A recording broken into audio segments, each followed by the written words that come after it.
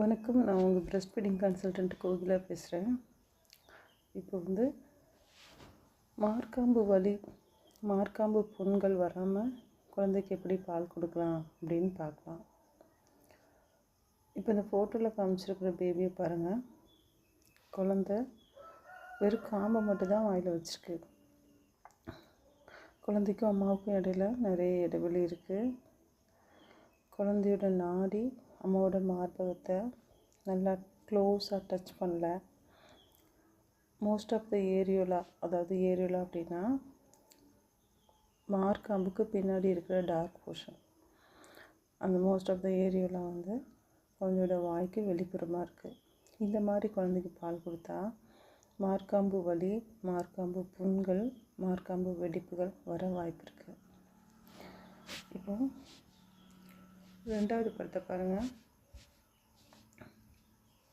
Good அட்டாச்மெண்ட்டில் குழந்தை பால் குடிக்குது. குழந்தையோட வாய் அகலமாக திறந்துருக்கு. குழந்தையோட சின் அம்மாவோட மார்பை க்ளோஸாக டச் பண்ணியிருக்கு. அம்மாவுக்கும் குழந்தைக்கும் இடைவெளியில் நல்ல க்ளோஸாக இருக்குது.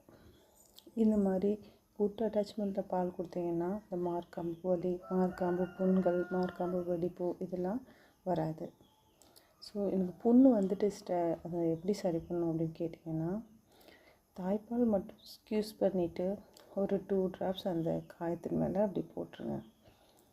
ஒரு நாளைக்கு ஒரு 4 தடவை 5 தடவை இந்த மாதிரி பண்ணுங்கள். 1 or 2 days கம்ப்ளீட்டாக சரியாயிடும். அப்படி இல்லைன்னா நீங்கள் பியூர் கோகோனட் ஆயில் யூஸ் பண்ணலாம். இது ரெண்டுமே மார்க்காம்பு புண்களை சரி பண்ணும். 1 or 2 days இந்த புண்ணு குறையில டெவலப் ஆகிற மாதிரி இருக்குது அப்படின்னா நீங்கள் டாக்டரை கன்சல்ட் பண்ணுங்கள். பட் நீங்கள் இதுக்கு மருந்து போடுறது மட்டும் இல்லை, மருந்து போட்டதுக்கப்புறமா குட் அட்டாச்மெண்ட்டில் பால் கொடுத்தா தான் அந்த புண்ணு குறையும். மறுபடியும் புவர் அட்டாச்மெண்ட்டில் நீங்கள் பால் கொடுத்தீங்கன்னா புண்ணு இருந்துகிட்டே தான் இருக்கும்.